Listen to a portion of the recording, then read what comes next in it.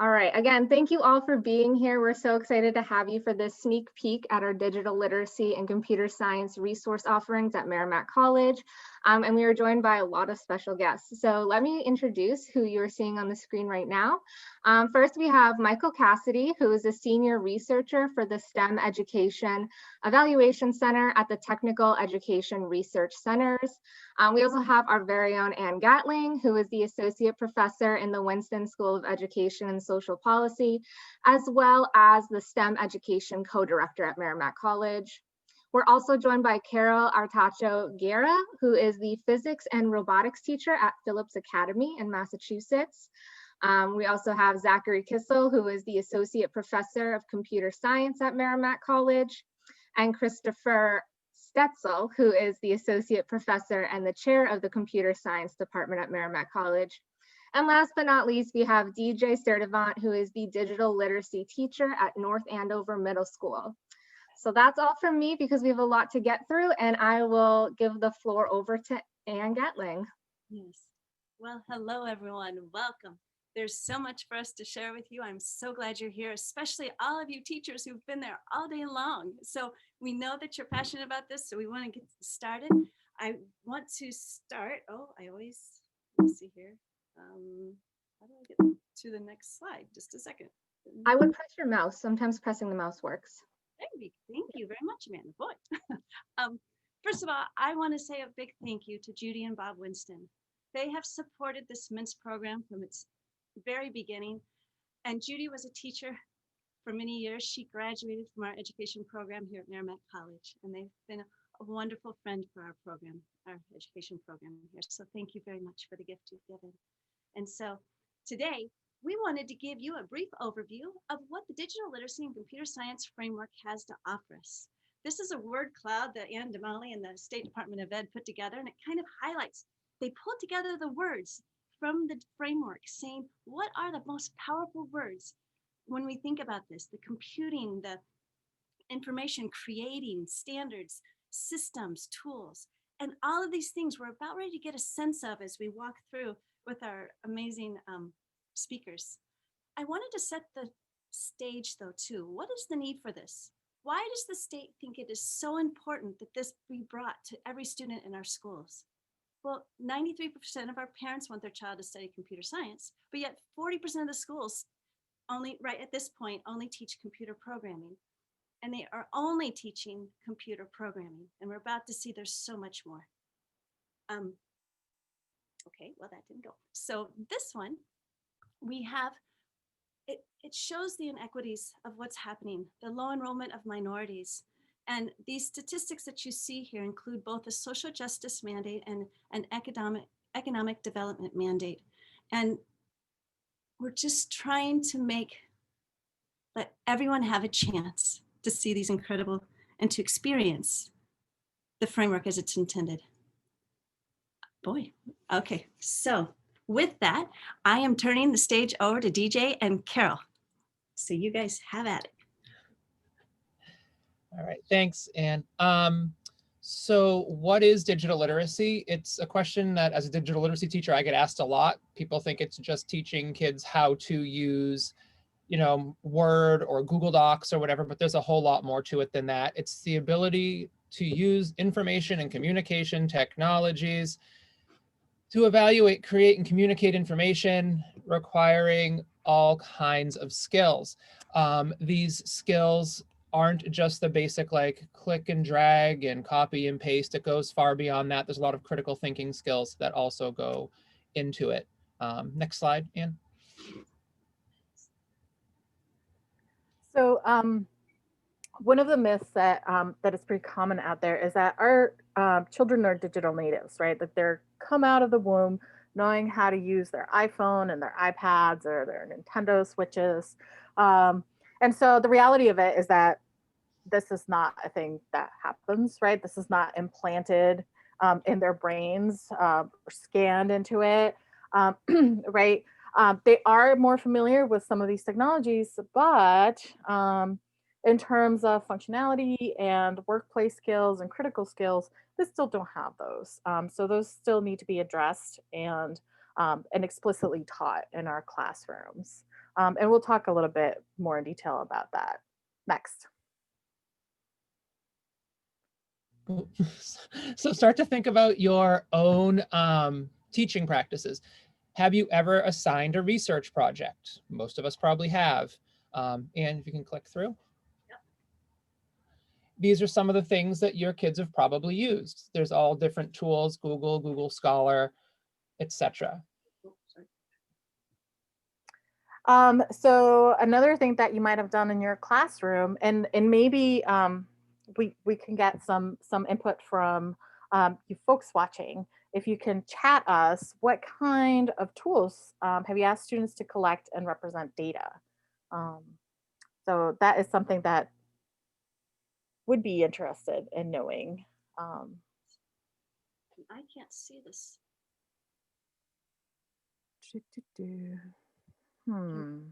Chat, Carol? Yeah, in the chat, that would be awesome. I can't. Can you see me in the chat? There we go. Here we go. I just figured out where my. So just chat panelists, or actually panelists and attendees. If you can do that, maybe you're not in a position where you can send us a chat. But Anne, if you go through the Oh. ooh, there we go. There we go. There we go. There's science labs where you gather data regularly. And so, Anne, if you go through, we'll see, maybe you use some like fancy schmancy Vernier Logger Pro sort of situation. Or maybe you have Desmos is a pretty popular one for math and science geeks. And then there's Excel or Google Sheets that you might be using as well to display, especially in science labs. So those are all things that can show up in your classroom to collect and represent all this data. And especially now, think about kind of what you're doing to communicate with your kids, to collect work, especially if you're in a hybrid situation or an online only situation. Maybe you're using emails, an online learning management system, some sort of electronic media, just any way that you might be communicating with kids. And again, if you want to throw answers into the chat, we have a couple of examples for you later on. But some of these skills are also skills that need to be explicitly taught to them. They're not born knowing how to write an email or how to leave a private message and things like that on Google Classroom. Go ahead, Anne.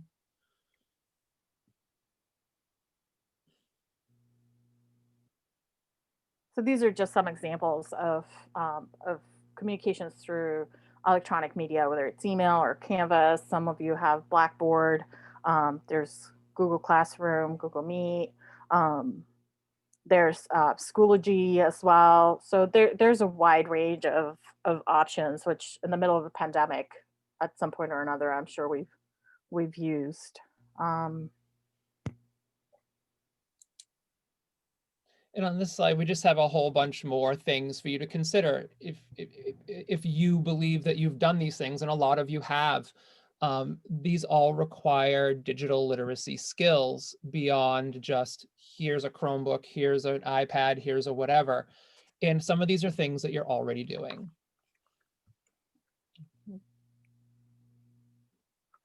Let me go back. I'm sorry.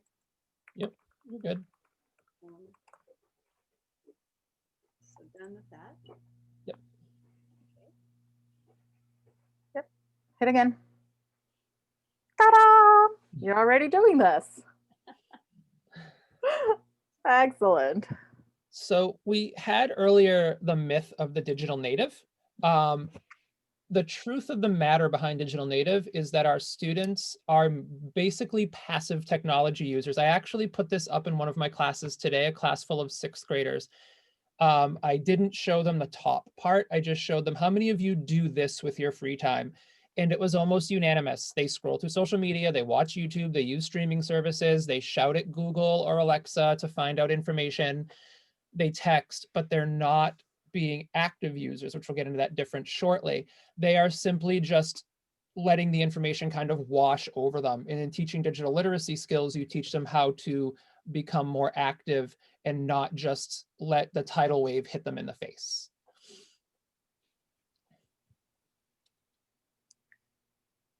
Go ahead. So again, as an example of what it is that they're doing, this is the first assignment that I do in my science class where I ask them to graph some data that they collect. And the entries range from literally a screenshot of the desktop to the classic pen and paper. There's a couple more, Anne, if you want to toggle through. Somebody else used Desmos, but in a way that makes the information really not usable in terms of analysis.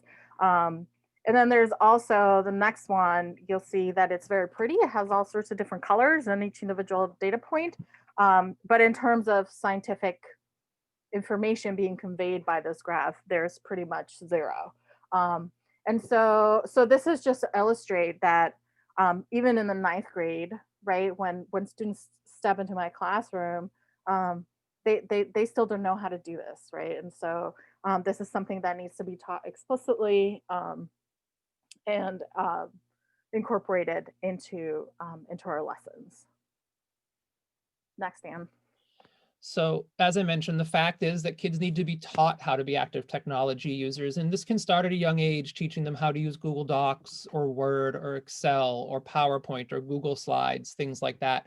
Getting them to type, getting them to learn how to be more efficient in keyboarding. Understanding how search algorithms work, how it's not just go into Google and here's your answer and why that's the case. Being able to judge their sources for validity or reliability. And then at the bottom are really those application tools where you are teaching the kids how to create meaningful content. Instead of just watching the YouTube video, you create one. Instead of just watching even something like TikTok or Instagram, meeting the kids at their level, you know, communicating with them where they are. And then that feeds into helping them understand their digital footprint and its impacts, both positive and negative. And so one of the most basic skills that goes across all of the grades and subjects and whatnot is really just basic workplace technology, right? Documents, spreadsheets, slideshows, searches, browsers. While the details of how these operate might change over time, they actually many of the themes and many of the logic behind it carries over throughout the many iterations. And so being able to understand that is very helpful. And this is something that they will apply regardless of where they end up as grown-ups. Next, please. And so I'm showing that data that you saw on the paper with the different colors, right? This is about 2 months later. This is the kind of work that I'm expecting my 9th graders to be able to do. But that is, again, 2 months worth of work in terms of understanding data and how to present it, how to calculate it, and why all these pieces are important. So that is a very specific and explicit part of my curriculum. Next. So another one of the skills we talked about is understanding search engines and algorithms. I have a 6th grader at home and he'll just turn to Alexa or turn to Google and yell something or ask Siri. But being able to go beyond that and be able to use specific searches, being able to use characters like quotation marks and the plus sign and not and no and those types of commands in a search engine will help in the long run. And understanding why things happen when you hit search is extremely important. I do a unit with my 6th graders called What Happens After You Click Search. And it just digs into what's happening on Google or Bing or whatever search engine we happen to be able to use. And we examine too, why did one search engine give us one set of results and why did a different one give us different results? And why is the kid next to me have the same results but in a different order than me? And why are the images different? How come when I do it at home, I see different things? All of that is necessary to understand as they can become a more informed member of our society, both academically, professionally, and just personally.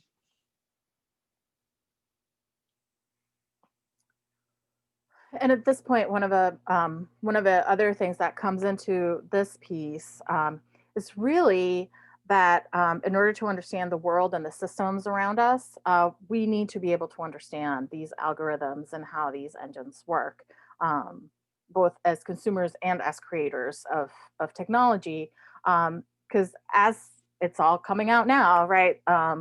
Algorithms for policing, for lending, for banking, even for job searches, right? They are all biased in that all the programmers are bringing their own biases into these systems. So there's a couple of examples and this one for that. But then at that point, it really becomes an issue of social justice and equity, which feeds into your earlier point about the need for underrepresented students to have access to this kind of knowledge and this kind of understanding of what the digital world presents to them. So earlier I mentioned the tidal wave of information that can slap a kid in the face when they just hop on the wild west that is the internet and looking for information. And too many times I notice with my middle schoolers, with my own child, if it's not the first result, they're not on the first page of results, they're giving up or they're just accepting it. So being able to evaluate those results and that content and understanding what makes a site reliable. These are the types of things too, like your library media specialist can help you with. They're probably already doing it. You might already be doing it with like book choices and text choices. It's the same kind of idea. And just also building in kind of that grit, that understanding that re is the prefix in research for a reason. You may have to do extra to find and kind of confirm the information. And again, this will help lead to just a more informed society beyond just the academic world.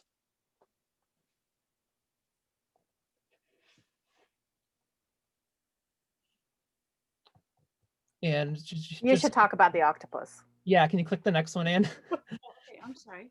Nope, that's okay. So Carol and I bonded the other day over our favorite website in the world, the Pacific Northwest Tree Octopus. And I actually think your daughter did this with me last year. And when we talk about sites that are not reliable, here's a great example. It's got actually all the traits of a reliable site, except for the fact that it's preposterous that an octopus could live in a tree. And if the kids sometimes don't realize, they miss that part. So just a great example. There's all kinds of sites like that. Probably the greatest site on the internet. It is indeed.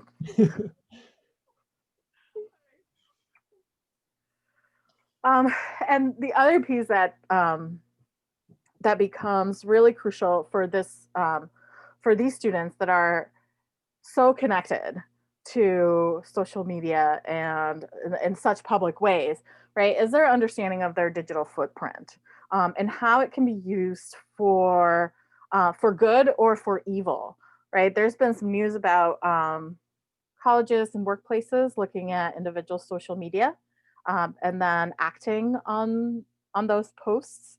Because remember, the First Amendment applies to the government and not to private companies. But then there's also concerns about credit scores and identity theft and such, but it can also be used for some amazing stuff. And so thinking about how students are able to create and curate their own digital presence. And so for example, for my robotics class, it's all seniors, and I have them do a digital portfolio at the end of a class showcasing their work in their robotics class.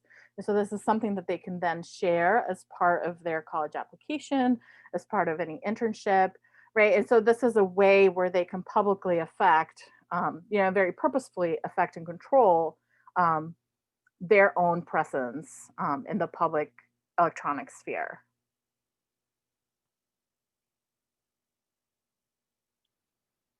And you can keep going. So these are all examples of social media interacting with and others in ways that are nefarious and not so nefarious. And we can talk about those if you want in the Q&A.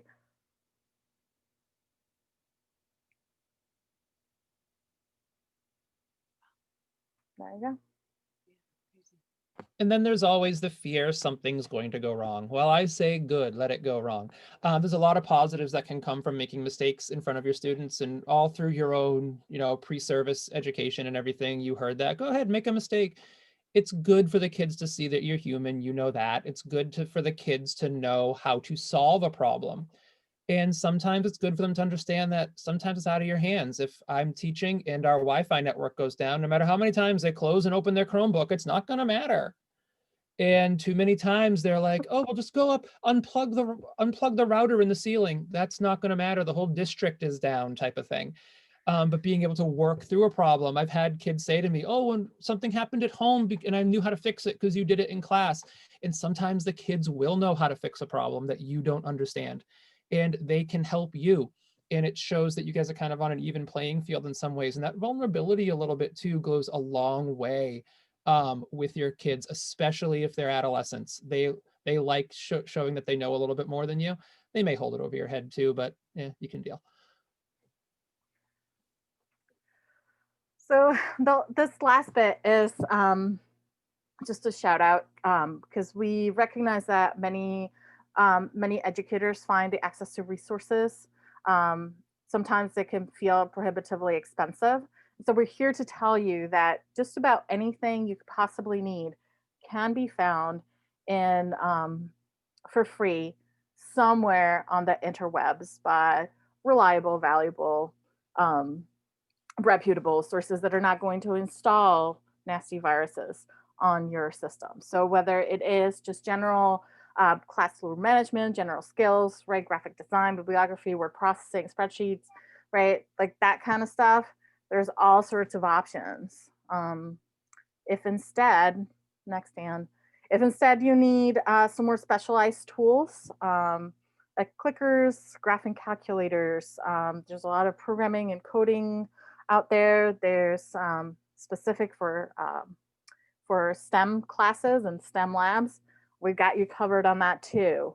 And if what you're really looking for is curriculum, and there's all sorts of interesting and really high quality curriculum available that's been curated and put together, where you can either pick a unit or pick a whole course or just pick a single lesson. So there's all sorts of options out there. So just overall, the takeaways from our section of this presentation is don't go it alone. You've got people around your building to help you. In all likelihood, there's a technology staff. There is likely a library media specialist. You might have some sort of technology teachers in the building. You might just have teachers in your building that are more comfortable with technology, even though they're social studies teachers or math teachers or whatever. And it's not always the youngest teachers in the building. A lot of times that also is a myth we probably could have included. You're already doing some of this. You're already doing it. If you're a math teacher and you're plotting data, then you're doing this. If you're an ELA teacher and you're examining sources, you're doing this. If you're a social studies teacher and requiring research, you're doing this. It's just a matter of a little bit more explicit teaching. And there's plenty of resources out there.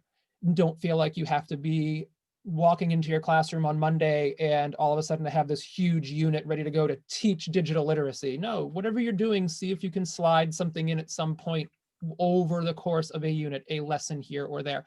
And it might just be as simple as a discussion, a current events class or something where it comes up. It's that simple. It does not have to be an explicit lesson. You don't have to have Chromebooks for every kid or whatever the device is.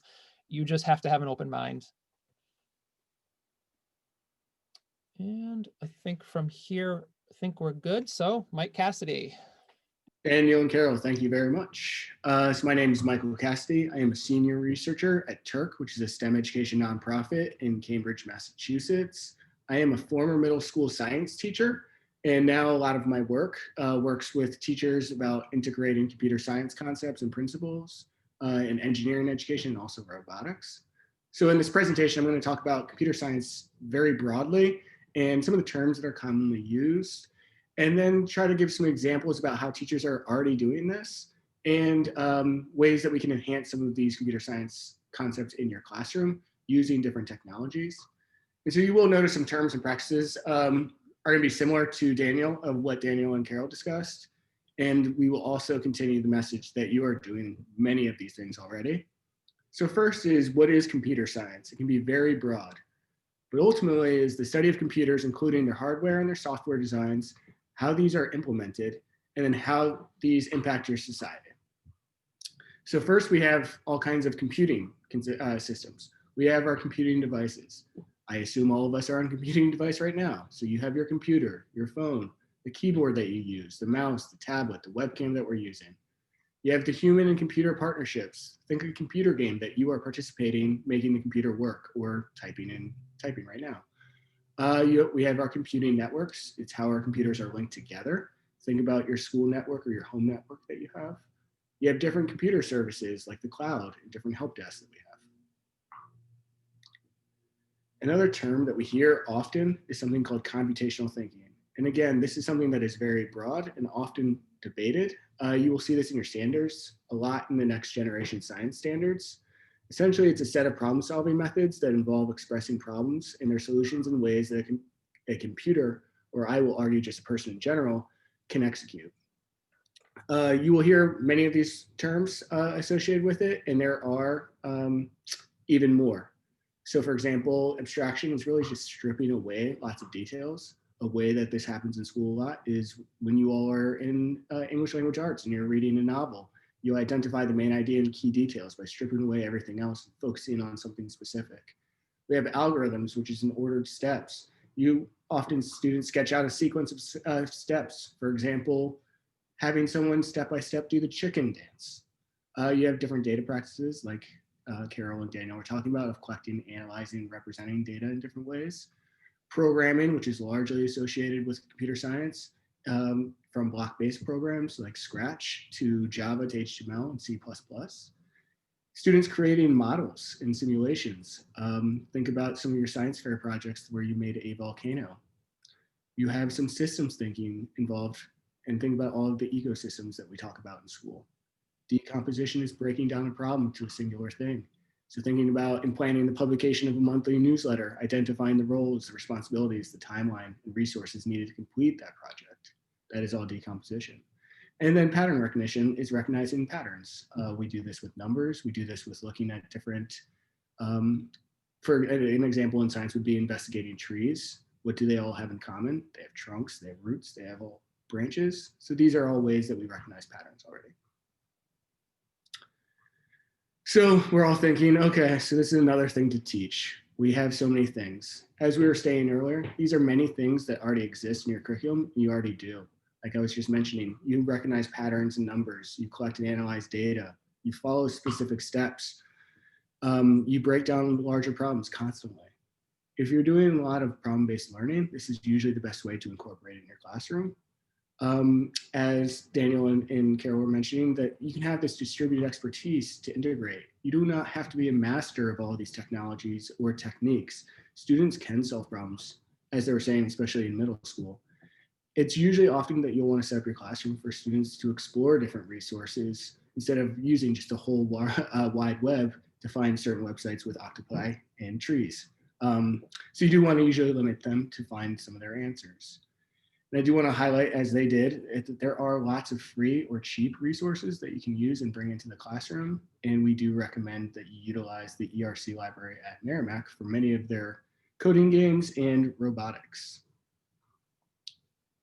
So next, these are going to be a lot of examples and pictures of examples of the ways I've done this as a teacher or working with teachers or students from various ages and some project ideas that we had.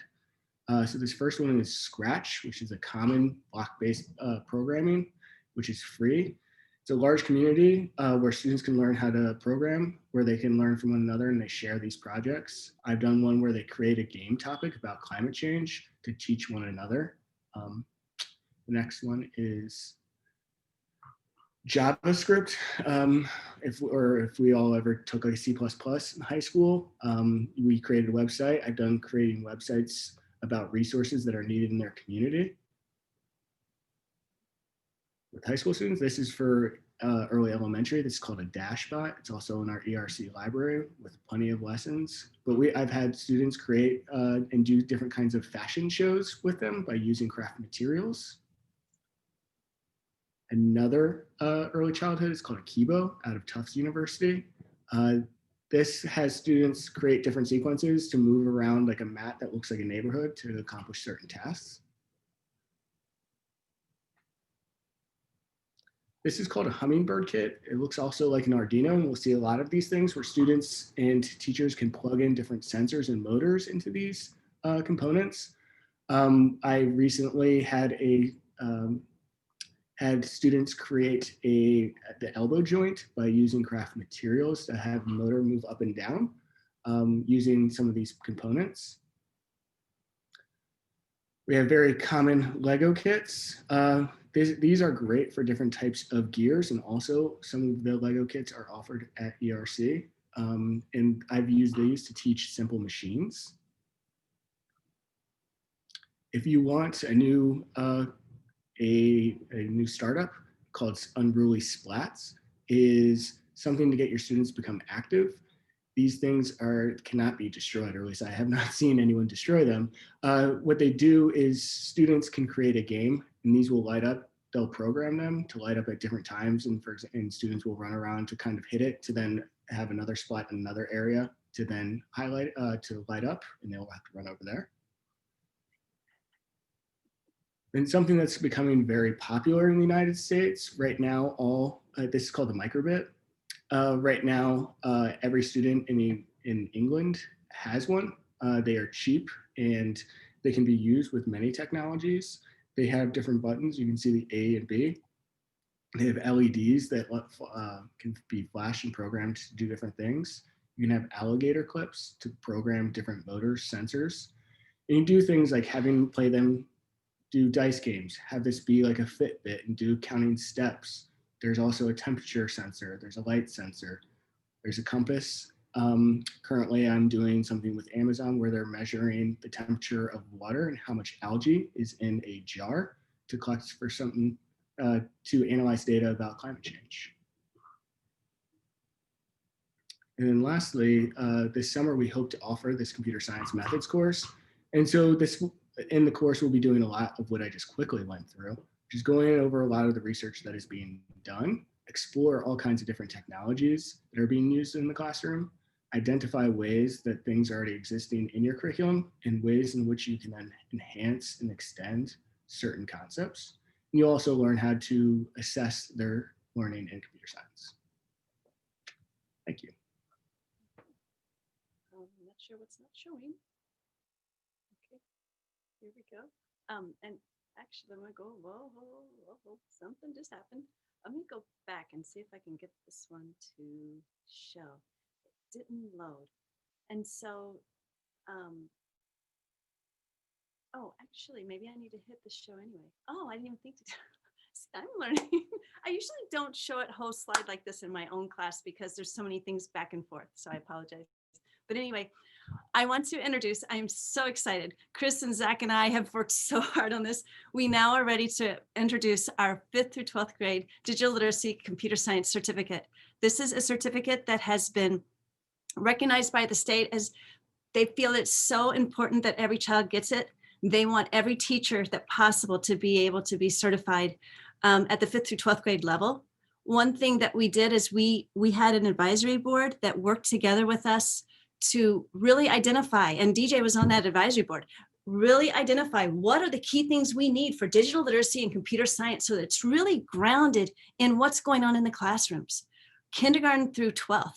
And so even though this is a 5th through 12th grade certificate, the digital literacy and computer science courses go across the range. And the frameworks are there to support you. And it breaks it down into grade bands. And that was one of the ones that didn't show earlier. It breaks it down into kindergarten through 2nd, 3rd through 5th, 6th through 8, and then the 9th through 12. And so each of these projects, we really thought the best possible way to make this work for you was to have projects that you are working on, thinking about what is going on in my school? How can I contribute something to my school and to my own classroom based on the things that I'm learning in this class? And so we really work hard with you.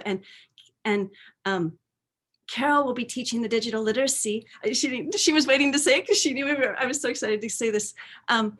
On Thursday evenings, starting February 4th, we're starting late because of COVID. We were trying to get it to work itself out since Christmas and New Year's.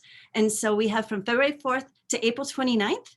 And it will be on Thursday evenings with finals being ending by May 14th.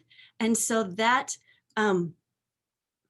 piece, if you are interested, you can contact myself. And I will be able to get you information on how to register for that.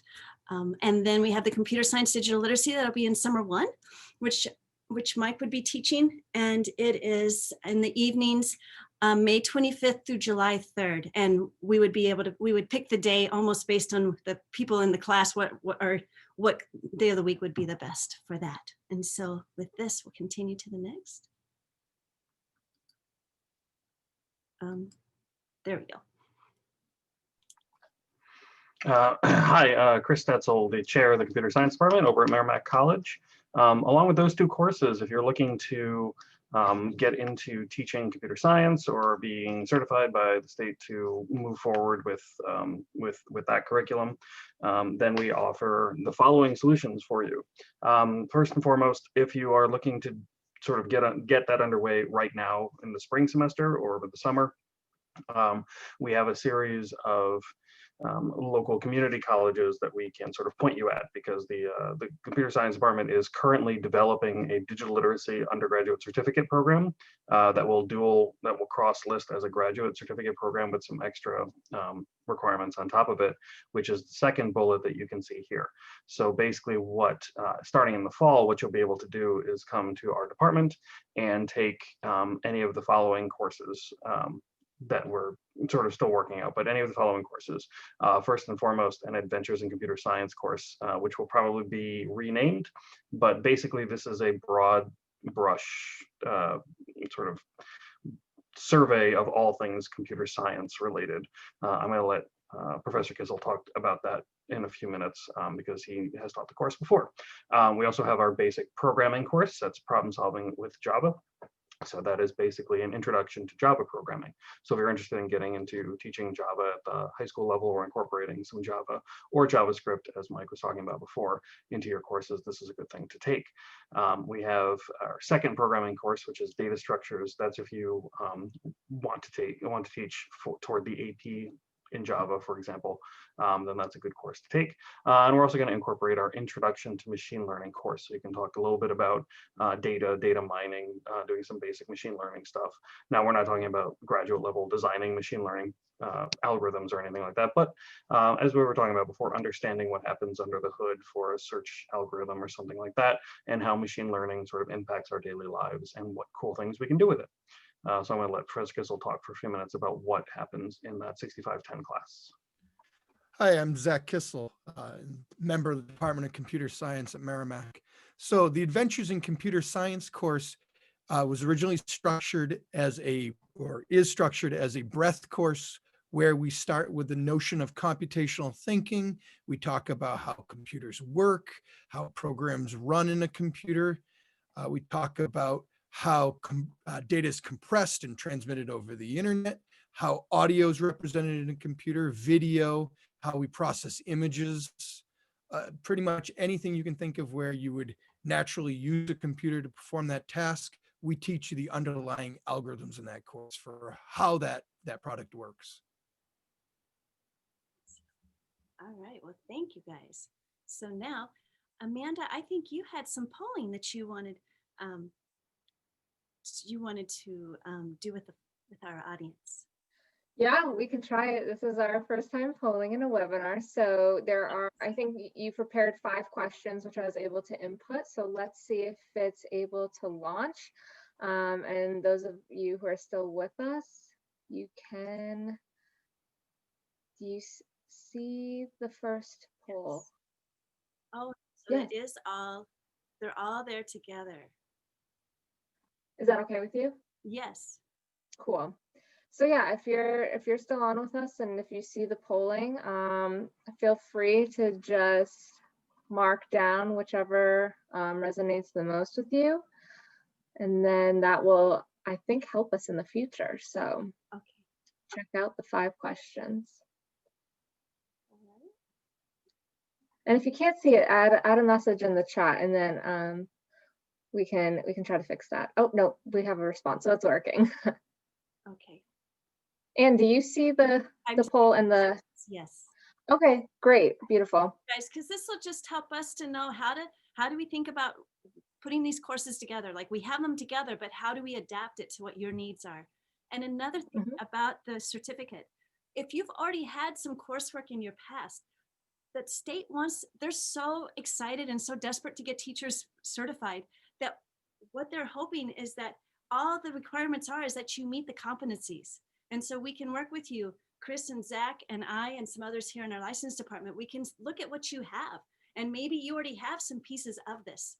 That's part of the beauty of this whole certificate. And so we can work with you and help you bring it together and fill in the little pieces for you of whatever you're missing.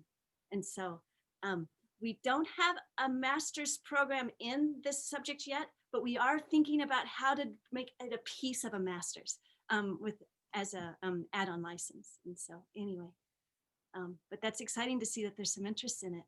And so does everybody think they're pretty much done? We're almost done with the presentation. I just have a few more little things here I'll go over. Thank you all. It was just delayed in coming. We just have a few more. Yeah, and I'll take photos of this just in case it doesn't save onto the webinar on Zoom. Okay, all right. So with that, let's go to the next slide here. This is, everyone's mentioned it, thank you. This is just a slide showing us, we have a digital literacy computer science resource. I don't even think this link would, see if this will work so you can see. And that's showing up. We really looked at the standards and we thought, how can we have resources that are in all of the strands? There's 4 strands in the deal. It's one of the things: computing and society, digital tools and collaboration, computing systems, and computational thinking. The first 2 will be covered this spring. The last 2 will be covered in the summer. And so, but over here, you have all sorts of resources with digital literacy. Let me pull these. With digital literacy, computer science, and we have it divided up into, we have books, we have journals, we have all kinds of games and materials, and then we have robots, all kinds of robots, and we have them divided into what they do for circuitry, programming, engineering, etc. And so, and then we have STEMs, we have so many resources. Just let us know if you need anything. And then with that, let me see. Oh, and I wanted to share that our Vice Provost, Isabel Cherney's son, Raphael Cherney, worked with the Weiss Institute at Harvard to create the root. And we have 6 roots. So in our ERC, we have the robots. We have many different kinds of robots. And each one of them, there's six of them with the iPads. And the iPads have the all of the apps on it that are for each of those robots. And those can be checked out for 2 weeks at a time. Right now, we can't because of COVID, but vaccinations are getting started right here on campus here pretty soon. And so maybe with time, we'll be able to start that program back up. We also have a Mars map, a full auditorium sized Mars map that I want as many schools to get in and have so much fun with. And so anyway, with all of that, with those of you who are still strong and still here, this is Pepper, and the computer science department has Pepper, and this is a Girl Scout troop last winter that were able to meet Pepper. And so what questions do you have that you want to bring out for the whole group? Or if you want to just email me, I can post my email here and in the chat. And so does anybody have any questions for us? And you said this was your last slide of the entire presentation, is that correct? Yes. Okay, yeah, so this is the full Q&A if anybody has anything they'd like to ask.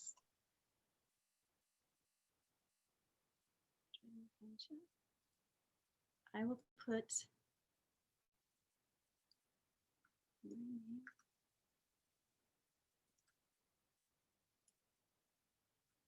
Merrimack.edu. And for those of you, and I should have said this at the beginning, this will be recorded and it will be posted on the Mintz website. So anyone can access this once again, or you can share it with teachers in your school or with others that you think might be interested. But here, oh, I should put this to everyone. There you go. Contact me with any information and I can direct you to whoever it might be helpful for. But do we see any questions? Does anybody? No questions? Let's see. Amanda, can you see the questions? Maybe I'm not. Yeah, no, I don't see any questions rolling in. Maybe they'll reach out afterwards. Yeah, maybe they will. But nothing for right now. Just some thank yous. So thank you all, really, Thank you for putting this together. Yes, thank you for being here, guys. We really appreciate it. And we do wish you the best. Just know that we're here to support you and know that you're already doing a lot of it. If nothing else, if we could kind of support your teaching in that respect. So no, thank you guys. Absolutely. All right, well, with that said, we'll end the recording and we'll end the webinar, but keep an eye out for the recording being posted later and share it with your friends, family, colleagues, whoever. But thank you all for joining us. Have a good one. Yeah, take care, everyone, and bye-bye.